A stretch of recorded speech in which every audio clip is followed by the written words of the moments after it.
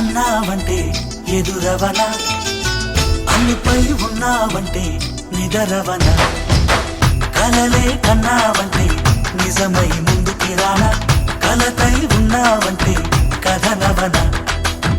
అమ్మలో ఉండే సగం అక్షరం నేనే, నాన్నలో రెండో సగం లక్షణం నేనే. అమ్మతోడు నాన్నతోడు అన్ని నీకు అన్నే చూడు, చెల్లిపోని బంధం నేనమ్మా, చిటి చెల్లెమ్మా, వెళ్ళిపోని చుట్టం నేనమ్మా.